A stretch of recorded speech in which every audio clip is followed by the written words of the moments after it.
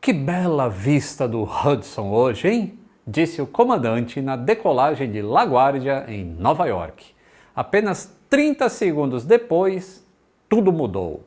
Senta que lá vem história.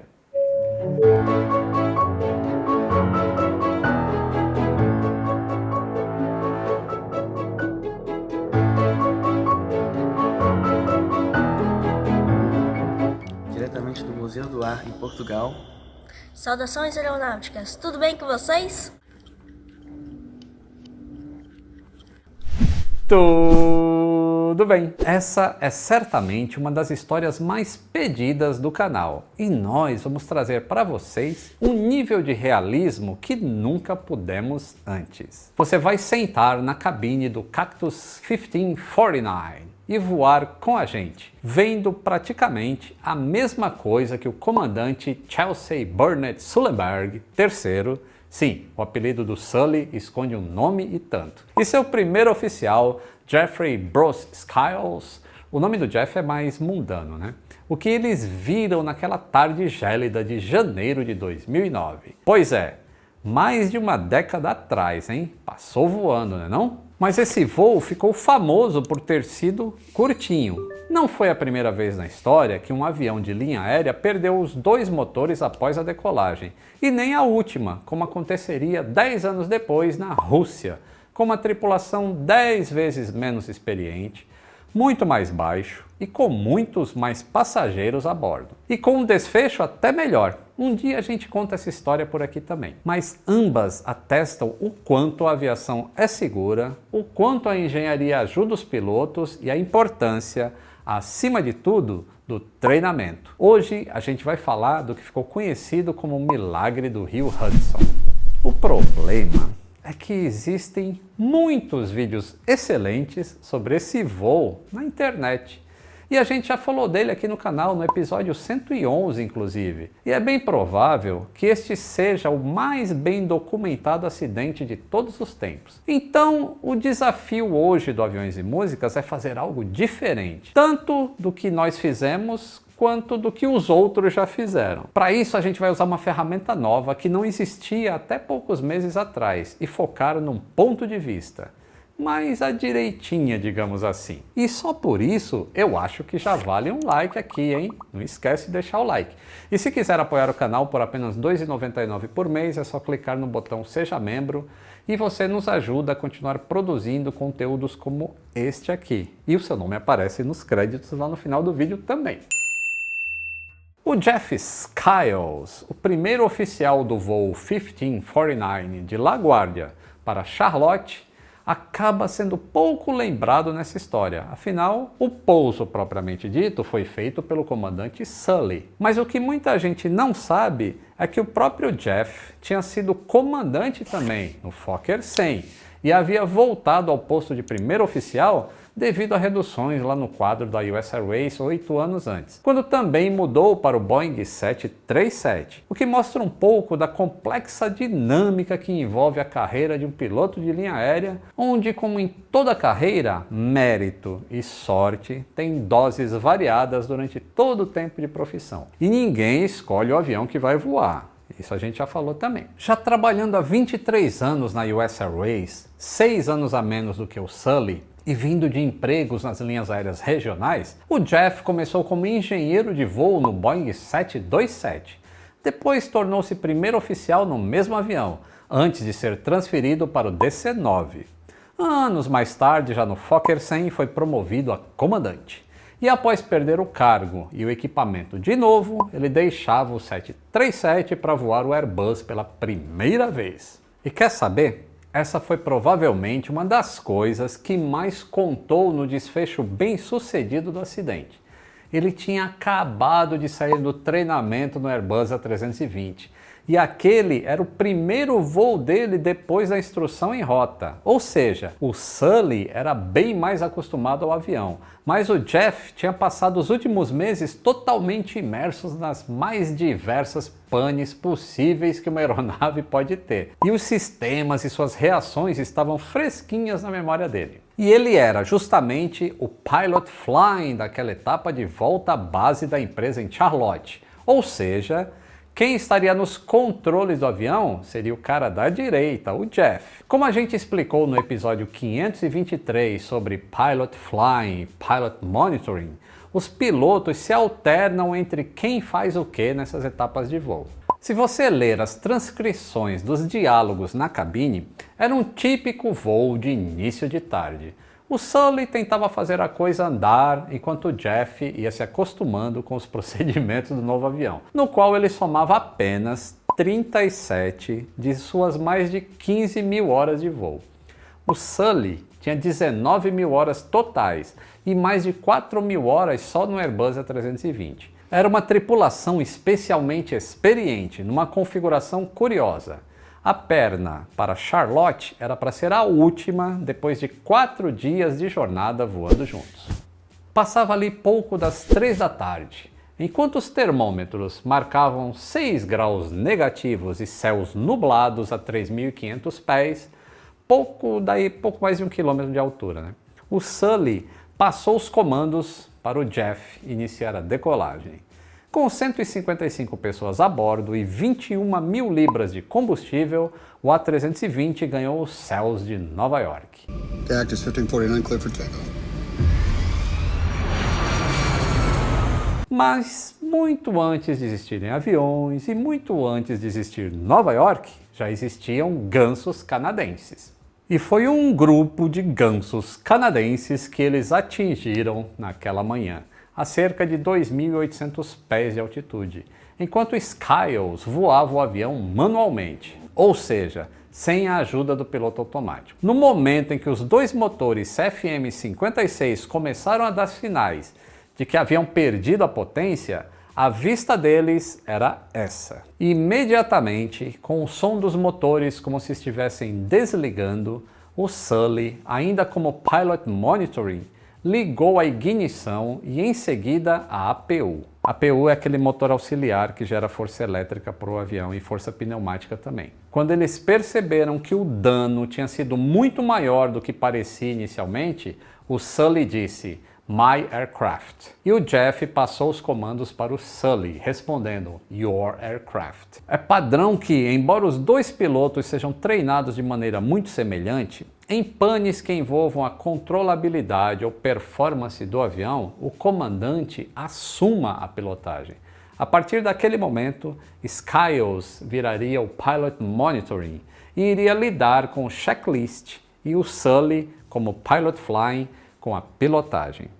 O Sully comunicou ao controle o Bird Strike, que é a colisão com os pássaros, e solicitou o retorno para LaGuardia. O controlador então vetorou para a proa 220, virando à esquerda da direção inicial aproximadamente em 180 graus. Quando o controle de tráfego ofereceu a pista 13, apenas 20 segundos depois, diante da falta de resposta satisfatória dos dois motores, a ideia de pousar no Rio Hudson já estava definida. "Unable, we may end up in the Hudson", falou Sully. We are unable. We may end up in the Hudson. Tipo, não vai dar, a gente talvez pouse no Hudson. A ideia até pode parecer estranha à primeira vista, mas da maneira como os pilotos veem as coisas, era uma escolha quase que óbvia. Mais ou menos nesse momento aqui, se você olhar em volta, não tem nenhum outro lugar que eles poderiam pousar. Eles já tinham iniciado a curva, não dava mais para ir para o norte, não dava mais para voltar para LaGuardia, só sobrava o Hudson. Em meio à densamente povoada área ali de Nova York, New Jersey, e sem muita área de manobra naquele planador de 60 toneladas, o rio era claramente uma das poucas áreas planas e relativamente livre de obstáculos. E a aterrissagem, ou ditching em inglês, como se diz, é sempre uma opção plausível. O Jeff contou que nunca teve dúvidas de que aquela era a decisão mais segura, mas ele se surpreendeu com o resultado final. E que também não teve medo. À medida que ele ia seguindo o checklist, vendo que o cenário era outro, afinal essa pane no checklist só é considerada a grande altura, quando se tem tempo para religar os motores e desde que eles não estejam seriamente danificados. Ficava óbvio então que tinha-se pouco a fazer se não preparar-se para um pouso forçado. Menos de 2 minutos depois do impacto com as aves, o Sully passou pelo sistema de PA do avião. Aqui é o comandante. assumam posição de impacto. Naquele momento, as 3 comissárias passaram a dar voz de comando aos passageiros. Quando não havia mais nada em que fazer no checklist que pudesse ajudar aquele voo, Sully pediu flaps 1 para Jeff, flap 1. A aeronave, na verdade, como a investigação descobriu, estava muito mais lenta do que o Sully achava que estava. E o fly-by-wire do Airbus mantinha o avião voando sem entrar em perda de sustentação. Mas isso também forçava a aeronave a continuar a descida numa razão muito maior do que o Sully queria. Com pouco efeito da primeira posição de flap, o Sully pediu flap 2, mantendo 150 nós. A velocidade caiu rapidamente e o NTSB, que é o órgão que investiga os acidentes aéreos nos Estados Unidos, determinou que a dificuldade do comandante em manter a velocidade correta foi o resultado do estresse e saturação sensorial com aquele monte de alarme que estava rolando na cabine, que levaram o Sully a uma espécie de visão de túnel. Pouco antes de pousar na água, o Sully perguntou ao Jeff se ele tinha mais alguma ideia. O Jeff respondeu que não. Cerca de 3 minutos e meio depois de perder os motores lá na colisão com os pássaros, o avião tocou o rio gelado violentamente. Mais tarde, o Sully ia reclamar que o sistema de controle eletrônico, que é o fly-by-wire do Airbus, tinha atrapalhado ele na hora de arredondar o avião para o pouso. E as comissárias, a Donna Dent e a Sheila Dale, que estavam sentadas lá na frente, classificaram o pouso como se fosse semelhante a um pouso duro no chão. No momento do toque, a investigação mostrou que eles estavam numa razão de descida 4 vezes mais alta do que a certificada para aterrissagens, o que explica o grande dano estrutural na cauda do avião. Como a velocidade do avião estava muito abaixo da recomendada para a manobra, isso explica o impacto mais forte e a dificuldade de Sully em fazer o flare, que é aquele levantamentozinho do nariz. Rapidamente o avião desacelerou e, embora a maioria estivesse bem, com o impacto da cauda, o assoalho da gale traseira se quebrou, fazendo um corte profundo na perna de Doreen Welsh, que era a comissária responsável pelas 2 portas lá de trás do avião. Com o avião começando a afundar, a evacuação foi iniciada, o que é padrão para pousos na água. Não é necessário aguardar o comando dos pilotos nesse caso. Na cabine de comando, o Sully e o Jeff cuidavam dos últimos itens do checklist de evacuação. Quando todos já estavam fora do avião, o Sully e o Jeff andaram todo o corredor para se certificar de que ninguém tinha ficado para trás. Com a água gelada tornando-se já insuportável, os dois voltaram para a frente do avião, pegaram suas jaquetas e deixaram a aeronave. E aí a gente encontrou o André Silva, um brasileiro que participou também deste acidente como uma pessoa que ajudou no resgate. E aí, André? Tudo bem, aí, cara? Boa noite, Lito. Boa noite, prazer estar aqui com vocês. Pô, que legal te encontrar aí. Aonde que você estava quando ocorreu aquele acidente? Você chegou a ver o avião pousando na água ou não? Não, na época que eu estava na Guarda Costeira, né? Eu fui 10 anos militar aqui nos Estados Unidos, pela Marinha. E eu estava, a base que eu estava na época era lá em Nova York, perto da Estátua da Liberdade. E aí a gente estava patrulhando em volta da ilha de Manhattan, quando na hora do acidente. Saiu a ocorrência no rádio falando que um helicóptero tinha caído no rio Hudson. E como a gente estava a poucos, acho que 1 minuto da localização, né, do local onde foi dado para a gente que teve o acidente, a gente só teve que virar embaixo da ilha de Manhattan. Quando a gente fez o contorno em volta da ilha, a gente viu que não era nada de helicóptero, era só era um avião. E a gente estava num barco pequeno, não estava num barco grande, né, da Guarda Costeira. O barco tinha 33 pés, capacidade máxima, acho que era 9 pessoas. E o que aconteceu? A gente foi lá, fomos o primeiro barco a chegar na asa do avião, uma cena, eu arrepio até hoje de pensar, porque você está indo e você vê um avião e um monte de gente na asa, em cima, assim, você vê. E uma cena, assim, que você não consegue esquecer, né? Uma daquelas coisas que você lembra o horário, o cheiro, tudo você lembra. A gente chegou, fomos lá, encostamos a parte da frente do barco na asa, resgatamos 8 pessoas, idosos, crianças, depois deixamos nas margens de Nova York, voltamos e tiramos mais 5, acho que no total eu consegui tirar 13 pessoas da asa do avião naquele dia. Então a gente ultrapassou a capacidade máxima do barco, mas a gente não sabia o tempo que aquela aeronave ia estar flutuando, entendeu? Então a gente falamos entre nossa galera lá, falou assim, ó, a gente não sabe o que vai acontecer, temos que resgatar o máximo de pessoas possíveis, e a gente foi e fez isso, capacidade máxima. O bom foi que foi vários barcos que estavam na região que conseguiram parar e conseguiram tirar as pessoas também. Você continua trabalhando na Guarda Costeira? Não, eu trabalhei na Guarda Costeira 10 anos, né? E aí em 2013 eu saí e hoje eu sou xerife aqui no estado da Flórida. Opa! Sou xerife aqui no estado da Flórida, Manda na aqui. cidade toda. Aqui. Olha só, tem o badge de xerife. Tem o badge de xerife, exatamente. Que legal, tem 7 cara. anos que eu faço isso agora, como xerife atuando aqui policial no estado da Flórida. Voltando para o acidente lá. Você acha que o fato de vocês estarem perto ali, ter vários barcos por perto, isso foi crucial para que nenhuma pessoa virasse uma vítima, né, chegasse a ter uma fatalidade? O que contribuiu para que todo mundo saísse vivo desse acidente? Fora o pouso, claro, fora espetacular. O pouso perfeito do Sully, né? O fato da gente estar patrulhando na região, com certeza ajudou para que não tivesse nenhuma pessoa que pudesse ter caído na água, como é que fala? A aeronave afundado por causa do peso que estava nas asas. Eles conseguiram tirar as pessoas rápido, foi aliviando o peso.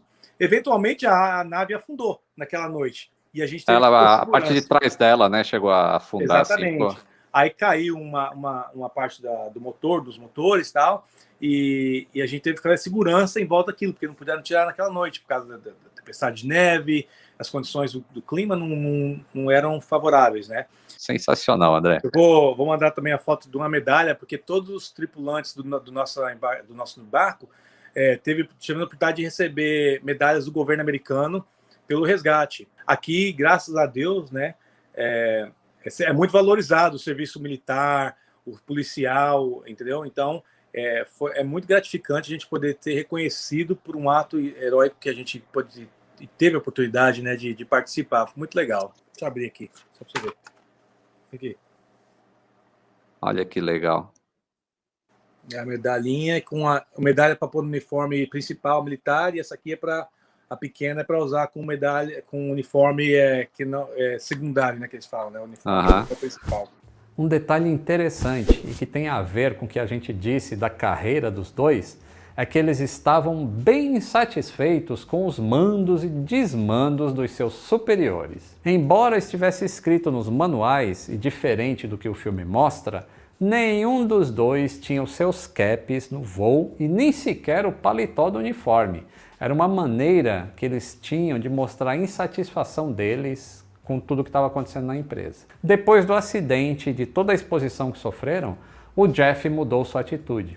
Ele disse que hoje ele entende que para cobrar o certo é preciso fazer o certo, até mesmo em detalhes que podem parecer tão pequenos quanto esse. Sua roupa do dia do acidente, incluindo a jaqueta fora do padrão, foi arrematada num leilão pela própria Airbus por $38 mil, e o dinheiro revertido para a Fundação Young Eagles, que promove a aviação entre jovens, com voos gratuitos. Logo depois do acidente, Welsh se aposentou. O próprio Sully não voou muito mais tempo na linha. E depois de um voo comemorativo com o Jeff, passou a se dedicar a projetos pessoais e palestras. Ele e o Jeff passaram a atuar mais na aviação geral, em especial depois que Jeff tirou uma licença não remunerada em 2010. Dent e Dale ainda voaram mais vários anos e após algum tempo, conforme as condições de emprego para pilotos melhoraram substancialmente nos Estados Unidos, o Jeff voltou para a linha aérea. Hoje ele voa um Boeing 787 na American Airlines. E a gente resolveu nesse episódio tirar um pouco o foco do comandante, pois como o Jeff sempre lembra em suas palestras, Sully só se tornou herói porque ele, Jeff, voou contra os pássaros. Mas independente de onde estejam hoje, os tripulantes do milagre no Hudson têm certeza de uma coisa. O que aconteceu naquele dia de frio inverno não foi um milagre, e sim o resultado do profissionalismo de cada um deles e da equipe de resgate. Eu espero que esta visão de um outro ângulo do acidente tenha melhorado a percepção do que ocorreu naquele dia. Não esqueça do like, se inscreva no canal se você não é inscrito para receber as notificações dos vídeos, Considere apoiar o canal. Um grande abraço e até o próximo voo!